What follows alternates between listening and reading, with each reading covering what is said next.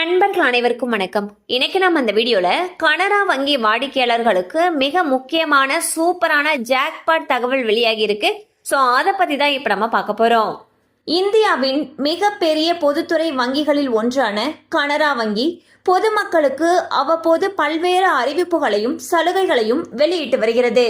அந்த வகையில் தற்பொழுது ஒரு முக்கியமான அறிவிப்பை வெளியிட்டுள்ளது. அதாவது MCLR-உடன் இணைக்கப்பட்டிருக்கக்கூடிய கடன்களுக்கான வட்டியை கனரா வங்கி குறைத்துள்ளது. குறுகிய கால கடனுக்கான ரெப்போ வட்டி விகிதத்தை ரிசர்வ் வங்கி அண்மையில் குறைத்தது.